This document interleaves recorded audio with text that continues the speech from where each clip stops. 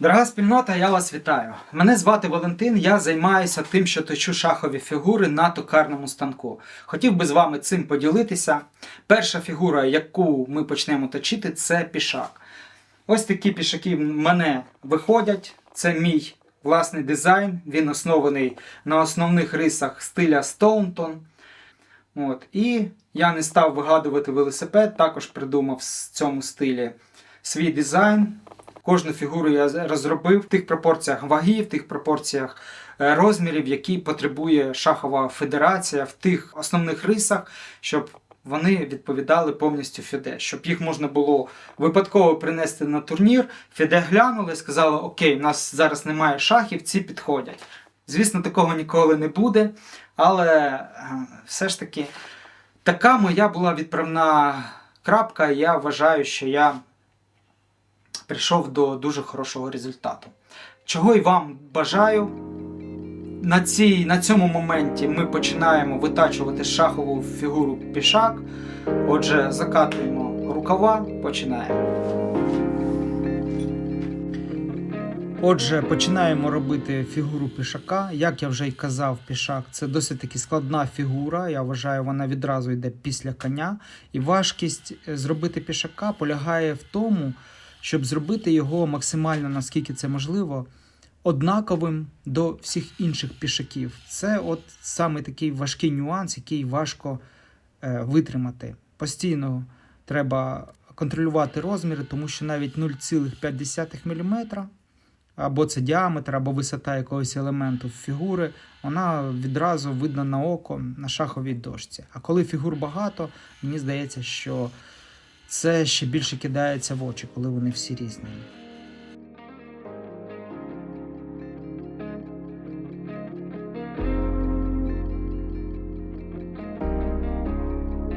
І ось цей момент, який зараз я роблю цю канавку, є найважчим в пішакові, тому що зробити його гарно вишліфованим, ось я зараз шліфую, дуже-дуже важко.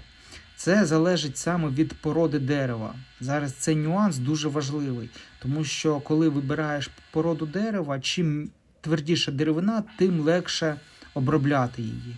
Чим м'якша, звісно, важче обробляти і більше набагато часу витрачаєш на це. От роблячи саме з американського горіху шахові фігури, половину часу ти витрачаєш саме на відшліфовування цих деталей. Дуже важко зробити так, щоб не лишалося якихось дефектних полосок від шліфування. Деревина м'яка, і її дуже важко лишити в такому, саму поверхню в гарному стані.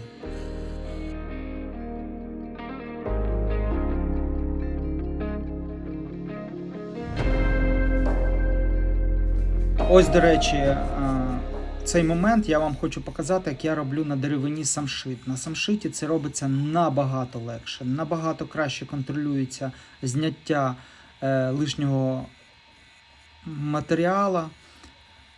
Сама поверхня стає більш гладкою навіть після того, як ти обтачуєш її. І шліфувати набагато легше. Вона швидко відшліфовується і приймає той стан, до якого ти саме прагнеш. Не дивлячись на те, що деревина тверда, вона круто обробляється і дуже класно шліфується до такого блискучого стану. Ось дивіться, як я роблю саме кільця. Це в мене спеціальний різець. Раніше я робив цим же різцем, що зараз працюю. Раніше я робив ці кільця. Але, на щастя, мені трапив, я беушний купив якогось токаря такий різець для кілець, він мені допомагає швидше їх робити. Також я придумав таку приспособу, яка насправді мені взагалі не подобається. Це перше, я її використовую, і востаннє. Тому що її дуже погано контролювати поверхню, не дивлячись на те, що на відео щось трохи виходить, але по відчуттям, повірте мені, отака от штука, вона мене не задовольняє. Ось як я роблю в основному обробку саме оцієї шийки. Отаким відрізним універсальним різцем. Це виходить максимально контрольовано, максимально гладка поверхня лишається, і це мені набагато більше подобається. Отже, як я й казав, хочу перейти на більш тверду деревину.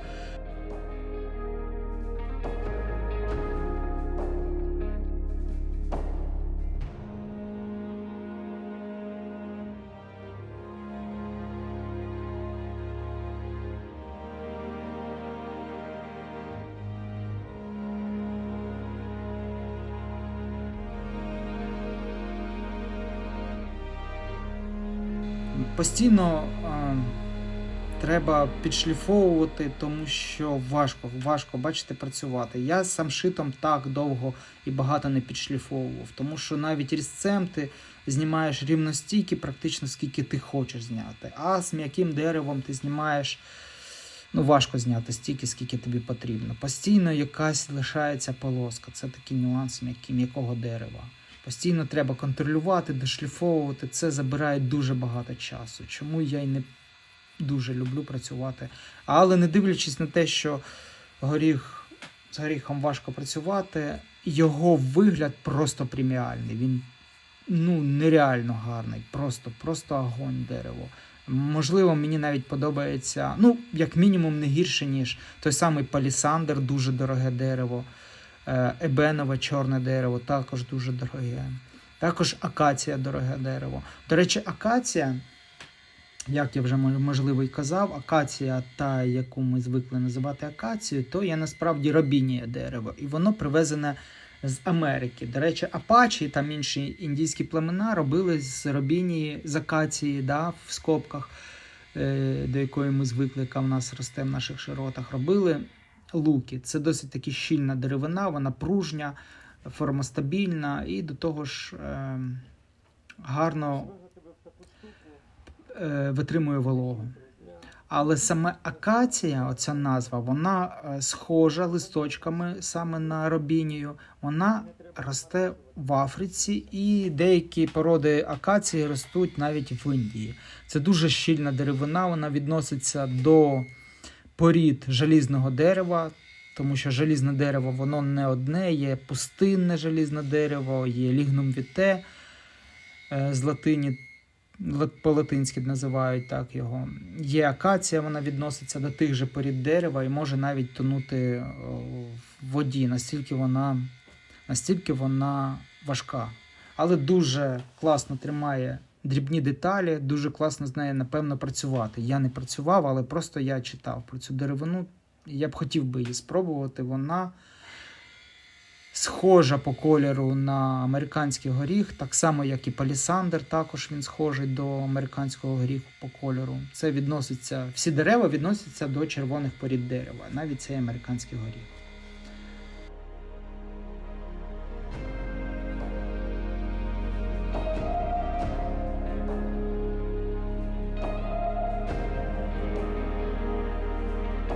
Зараз буду відрізати. Спочатку відрізним різцем я зменшу діаметр. Я не хочу його повністю відрізати цим 4-мм відрізним різцем, тому що це багато матеріалу. Я хочу частину все ж таки залишити для слідуючої фігури, можливо, пішака. Тому я використовую пилку по металу. Вона нормально входить, не рве дерево. Я так спробував, мені подобається, я оце використовую саме такий варіант. Зараз вона впаде в мене в коробочку. Я вам покажу, як вона виглядає. Ось дивіться. Так, настав час засверлювати фігури для того, щоб потім покласти туди металеві підважувачі. Ось я центрую обов'язково, щоб краще було починати засверлення. Це в мене німецьке свердло, фірма Фомак.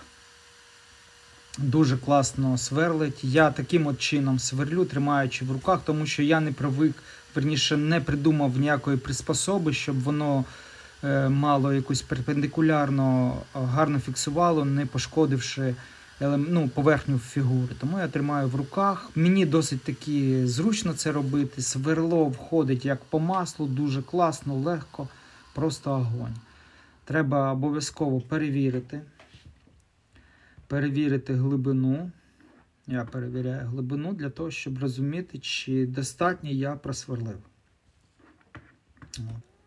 Ось так я роблю і білі фігури. До речі, самшит засверлюється важче, хоча не набагато, але все одно відчувається, що деревина більш тверда і щільна. Отже, таким вийшло у мене відео.